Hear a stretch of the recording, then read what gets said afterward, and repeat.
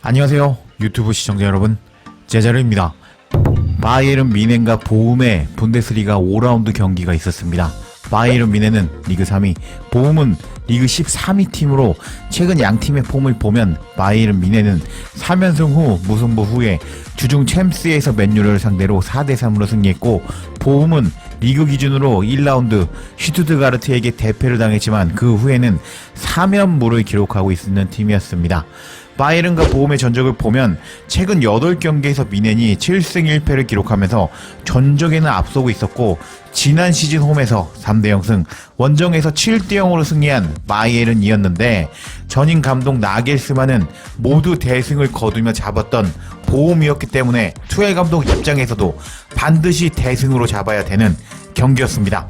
그리고 보훔의 베스트 11을 보면 일본의 타쿠마 아사노 선수가 2골로 팀 내 최다골을 넣고 있었기 때문에 김민재와 아사노의 맞대결도 기대가 되는 경기였습니다. 그런 바이에른 뮌헨은 올레이치 키퍼, 마즈라위, 김민재, 데리우트, 알퐁소 데이비스 포백, 킴미, 라이머, 사네, 주퍼모팅, 코망, 케인의 4-2-3-1로 나왔고, 보훔은 아사노를 앞세운 3-5-2 포메이션으로 나왔습니다. 경기가 시작되었고, 경기가 시작되자마자 전방 압박을 높게 거는 보훔을 확인할 수 있었습니다. 그리고 36초 코망의 크로스를 받은 슈퍼모팅의 헤더가 나왔지만 보훔 키퍼가 얼굴로 막아내고 말았습니다. 거의 골에 근접한 장면이었습니다. 그리고 전반 5분 바이에른 뮌헨의 선제골이 나와버렸습니다. 박스 안으로 침투하는 코망이 슈퍼모팅에게 크로스를 주었고, 슈퍼모팅이 침착하게 밀어넣으며 5분 만에 1대0으로 앞서가는 뮌헨이었습니다. 경기 초반 앞서가자 김민재가 공격적으로 올라오는 모습이 포착되기도 했고, 9분에는 리그에서 처음으로 선발로 호흡을 맞추는 김민재와 데리우트가 패스를 주고받는 모습이 포착되기도 했습니다. 그리고 12분 케인은 추가골을 기록하고 말았는데요. 알퐁소 데이비스가 미친 드리블을 치며 박스 안으로 들어왔고, 우당탕 상황이 벌어지고 말았고, 보험 수비 맞은 공이 케인에게 연결되었는데 케인이 침착하게 밀어넣으며 12분 만에 2대0으로 앞서가는 바이에른 뮌헨이었습니다. 12분 만에 승기를 잡아버리자 기뻐하는 투엘 감독을 확인할 수 있었습니다. 그리고 18분에는 또 데리우트가 김민재에게 패스를 주는 모습이 포착되었는데, 현재까지 김민재와 데리우트는 안정적인 모습을 보여줬습니다. 전반 20분까지 통계를 보면 바이에른 뮌헨이 점유율 72% 먹고 슈팅 6개, 유효슈팅 3개를 날리며 경기를 지배하는 모습을 보여줬습니다. 그리고 21분 사이드에서 올라오는 크로스를 헤더로 차단하는 데리우트를 확인할 수 있었습니다. 그리고 23분 보훔 키퍼의 롱킥을 헤더로 뺏는 김민재였고, 바로 몇 초 뒤에 또 헤더로 공을 차단하는 김민재였는데, 역시 이 통영 출신 아저씨는 괴물이었습니다.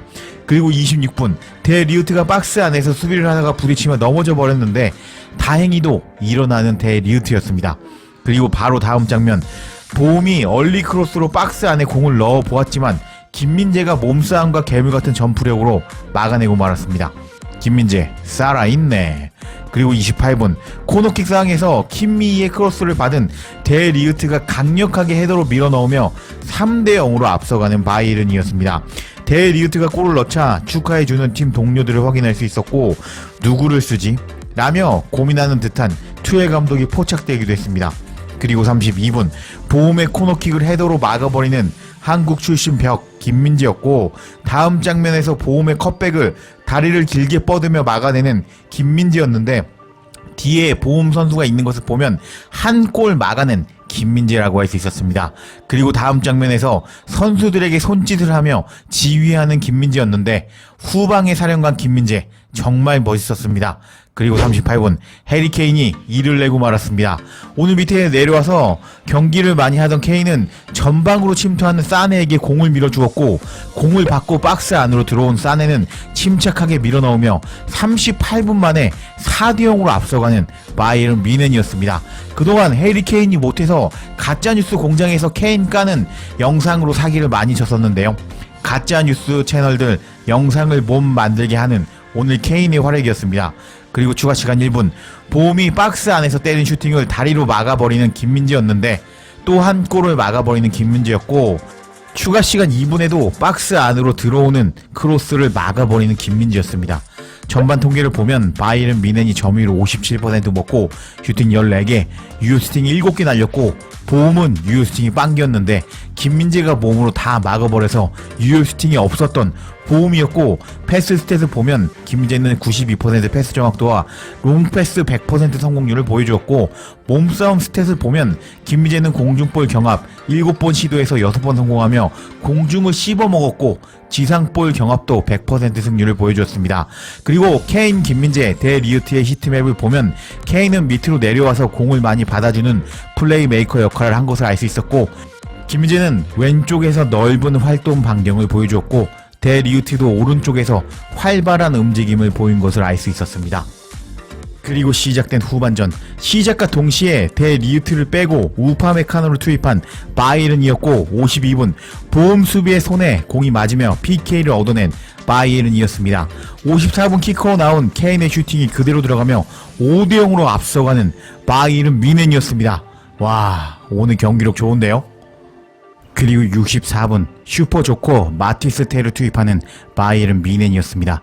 그리고 66분 김민재는 오른쪽으로 침투하는 아사노의 앞을 막고 바위처럼 버텼는데요. 아사노는 김민재를 밀어보았지만 바위였고, 그렇게 공격권을 찾지 못한 아사노는 절망하는 모습을 보여줬고, 이 장면이 아사노의 마지막 장면이었습니다. 바로 교체되는 아사노였는데 오늘 아사노는 평점 5.8점을 받으며 못했고 드리블 성공 빵 퍼센트, 정확한 크로스 빵 퍼센트를 보여주며 괴물 김민재한테 당했습니다. 오늘 괴물 상대하느라 수고했지? 고생했어요 아사노짱. 그렇게 승기를 잡은 뮌헨은 선수 교체도 하면서 여유롭게 경기를 하는 모습을 보여줬고, 보험을 개박살내 버리자 뮌헨 팬들은 다양한 반응을 보여줬습니다. 마즈라위와 데이리우트가 기회를 얻게 되어 기쁘네. 뮬러, 무시알라 대신에 슈퍼모팅이 10번으로 나왔는데 이상해 보여. 투엘은 헤딩 능력을 위해 슈퍼모팅을 기용한다고 말했었는데, 그래서 슈퍼모팅이 밀러 대신에 경기하는 것 같아 공격진의 이상을 선택을 했네. 하지만 난 이런 멍청한 라인업이 좋다고. 처음부터 골 장면까지 아름다웠어. 케인이 공을 받고 사네가 스프린트했고 코망에게 패스했고, 코망은 훌륭한 퍼스트 터치와 어시스트를 기록했고, 슈퍼모팅은 잘 받아먹었다고. 오기 전부터 팬이었는데 라이머가 있어서 너무 행복해. 라이머는 정말 다재다능하답니다. 나는 아직도 대리우트가 김민재와 우파메카노 앞에서 수비형 미드필더로 했으면 좋겠어. 이게 케인에게서 우리가 보고 싶었던 장면이라고. 케인은 바이에른 뮌헨 생활을 즐기고 있는 것 같아. 해리 케인은 이렇게 분데스리가 우승 트로피를 획득하게 되었습니다. 대리우트는 이 골을 넣을 자격이 있었고 선발에 들어갈 자격이 있었다고. 항상 대리우트 김민재 조합으로 나왔어야 했다고. 등등 반응을 보이면서 난리가 나버린 바이에른 뮌헨 현지 팬들이었습니다. 그리고 76분 고레츠카, 밀러를 투입하며 플랜 B도 가동해보는 바이에른 뮌헨이었고, 81분 슈퍼조커 마티스 텔이 케인의 패스를 받고 박스 안에서 침착하게 밀어넣으며 6대0으로 앞서가는 뮌헨이었고, 완벽한 경기력에 바이에른은 강력했습니다. 그리고 케인의 추가골이 나오며 7대0으로 승리한 바이에른이었고, 오늘 케인은 3골, 헤드트릭, 그리고 2도움을 기록하면서 최고의 활약을 보여줬습니다. 오늘 바이에른은 완벽한 경기를 보여줬고 김민재도 단단한 모습을 보여줬는데요. 김민재가 챔스 우승하기를 기원하며 영상 마치겠습니다. 구독과 좋아요, 댓글은 사랑입니다. 감사합니다.